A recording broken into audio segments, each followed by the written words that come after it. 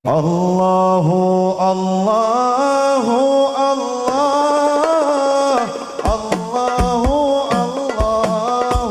Allahu Allah, Allahu Allahu Allah, ya Rabbi ya khaira mu'ti.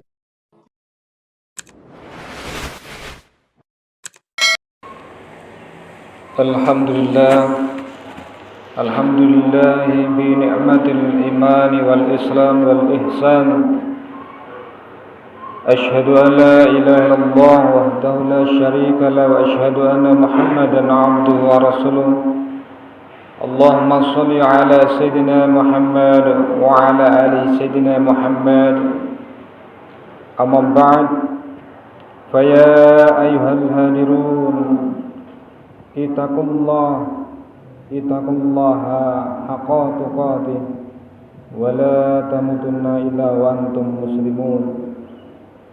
Ya ayyuhalladzina amanu ittaqullaha wa qulu qawlan sadida yuslih lakum a'malakum wa yaghfir lakum dhunubakum wa may yuti'illah wa rasulahu faqad fazal muttaqun. Masyarul muslimin rahimakumullah, menjadi keniscayaan bagi kita untuk senantiasa bersyukur kepada Allah Subhanahu wa taala, karena Allah Subhanahu wa taala pada detik ini, pada menit ini masih memberikan kita umur panjang, dan sehingga kita bisa berkumpul di dalam masjid yang mulia ini untuk melaksanakan sholat Jumat secara berjamaah.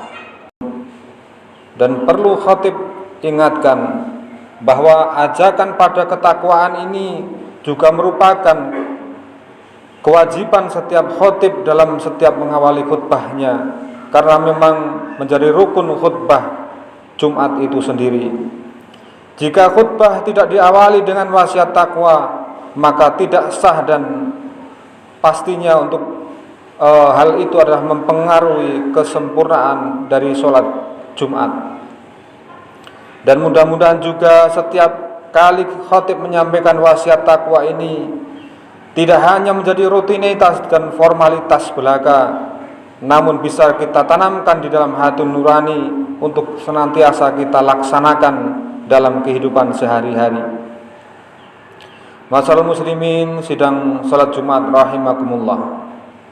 Ketakwaan sendiri merupakan tujuan sekaligus buah dari pelaksanaan ibadah puasa Ramadan yang sebentar lagi akan kita laksanakan. Allah Subhanahu wa taala berfirman di dalam surat Al-Baqarah ayat 183. A'udzu billahi samiil 'alim minasyaitonir rajim. Ya ayyuhalladzina amanu kutiba alaikumus siyamu kama kutiba alal ladzina min qablikum la'alakum tattaqun. Yang artinya, hai orang-orang yang beriman, diwajibkan atas kamu berpuasa sebagaimana diwajibkan atas orang-orang sebelum kamu, agar kamu menjadi orang-orang yang bertakwa.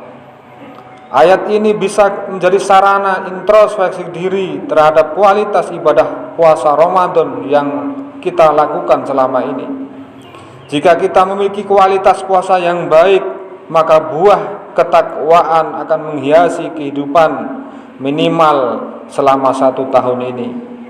Dan dalam bentuk takut untuk meninggalkan perintah Allah dan senantiasa menjauhi larangan Allah di dalam kehidupan sehari-hari.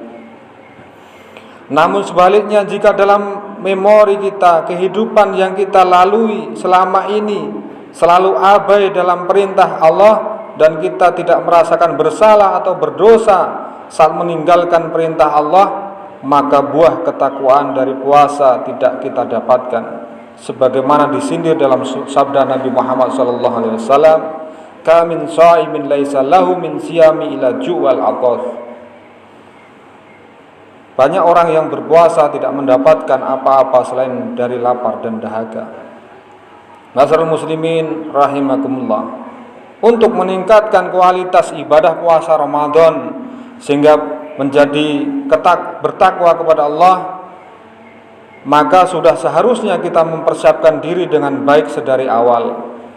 Rasulullah sallallahu alaihi wasallam mengingatkan dengan hadis yang mengajarkan kepada kita untuk mempersiapkan Ramadan sejak bulan Rajab melalui doa, Allahumma barik lana fi Rajab wa Sa'bana wa balikna Ramadan, yang artinya adalah, ya Allah, berkatilah kami pada bulan Rajab dan bulan Sa'ban, dan sampaikanlah kami dengan bulan Ramadan.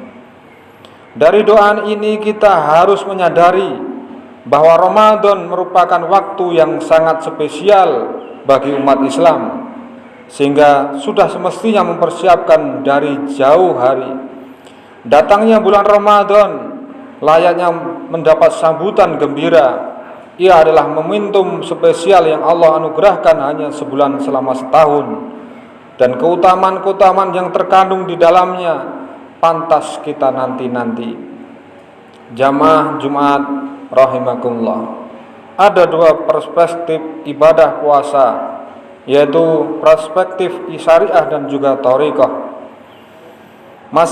Yaitu menekankan ritual puasa sebagai kewajiban yang mesti ditaati dan harus sesuai dengan ketetapan Allah Subhanahu wa taala, yang artinya adalah sebagaimana disebutkan di dalam surat Al-Baqarah ayat 183 yang sudah saya sampaikan. Perspektif syariah sangat menekankan aspek formal puasa, yaitu dengan kedisiplinan terhadap asas rukun dan syarat puasa. Sedikit apapun pelanggaran rukun dan syariat atau syarat puasa akan berakibat fatal atau terancam batalnya puasa itu. Di dalam kitab Fathul Mu'in dicontohkan, jika seorang akan memasukkan benang ke dalam jarum, biasanya dibasahi dengan air liur dengan menjilat ujung benang itu agar tegak dan gampang memasukkan ke dalam lubang jarum.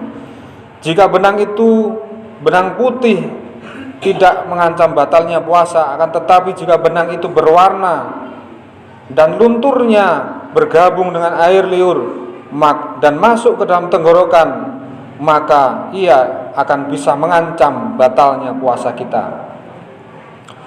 Dalam pandangan kaum thariqah, sudah beranjak dari level formal atau syariat dan memasuki wilayah hikmah yang lebih dalam di balik puasa. Sesuai dengan namanya, Ramadan menurut bahasa adalah tamid, yang itu membakar dan menghanguskan. Diharapkan dengan puasa itu mampu menghanguskan dosa-dosa masa lalu, mulai dosa kecil maupun dosa yang besar. Man shoma Ramadhanan imanan wa ihtisaban ghufira lahu ma taqaddama min dzanbi. Dan puasa Ramadan juga diharapkan pula membakar semangat jihad, perjuangan, ijtihad, mujahadah, dan semangat riyadhah, yang pada saatnya membantu kita untuk mencapai tingkat kedekatan diri kita kepada Allah Subhanahu wa taala. Masyarakat muslimin sidang salat Jumat yang dimuliakan oleh Allah Subhanahu wa taala. Dalam perspektif hakikat, kedua lapisan tersebut sudah dilalui, yaitu puasa dalam pandangan syariat dan puasa dalam pandangan thariqah. Puasa bagi orang-orang yang ahli hakikat adalah sudah menjadi kebutuhan dan tidak menekankan keistimewaan yang luar biasa, termasuk keutamaan bulan Ramadan. Betapa tidak, karena kehidupan sehari-harinya sudah sedemikian akrab dengan puasa, dengan kata lain puasa menjadi habitnya. Bagi mereka, orang-orang ahli hakikat, adalah puasa bukan hanya menahan haus atau dahaga dan hubungan suami istri di siang hari, tetapi puasa bagi mereka adalah sudah lebih merupakan wacana spiritual atau batiniah, ibadah batiniah. Puasa bagi mereka adalah puasa sepanjang masa atau daim. Ada istilah yang sering didengar dari mereka adalah, meskipun kita sudah berbuka, tetapi tetap harus berpuasa. Mereka tidak ingin membatalkan puasanya meskipun sudah berbuka. Artinya adalah secara formal sudah berbuka, secara syariat sudah berbuka, tetapi ia masih tetap memuasakan pikirannya dari memikirkan sesuatu selain Allah, memuasakan ingatan batinnya untuk mengingat sesuatu atau tidak mengingat sesuatu selain yang dia ingat adalah Allah, memuasakan keinginannya, yaitu memuasakan keinginan selalu berkeinginan untuk senantiasa taqarrub ilallah atau mendekatkan diri kepada Allah, memuasakan harapan-harapannya untuk berharap bukan selain kepada Allah, tapi dia hanya berharap kepada ridho Allah semata. Sedetik pun ia tidak mau membatalkan puasa meskipun sudah berbuka secara fisik. Ia merasa puasanya batal manakala berkeinginan selain keinginan mencapai mardhatillah atau mengharap ridho Allah semata. Masyaallah muslimin, puasa bagi mereka adalah puasa sepanjang masa atau daim. Ada istilah yang sering didengar dari mereka adalah meskipun kita sudah berbuka tetapi tetap harus berpuasa. Mereka tidak ingin membatalkan puasanya meskipun sudah berbuka. Artinya adalah secara formal sudah berbuka, secara syariat sudah berbuka, tetapi ia masih tetap memuasakan pikirannya dari memikirkan sesuatu selain Allah, memuasakan ingatan batinnya untuk mengingat sesuatu atau tidak mengingat sesuatu selain yang dia ingat adalah Allah, memuasakan keinginannya, yaitu memuasakan keinginan selalu berkeinginan untuk senantiasa taqarrub ilallah atau mendekatkan diri kepada Allah, memuasakan harapan-harapannya untuk berharap bukan selain kepada Allah, tapi dia hanya berharap kepada ridho Allah semata.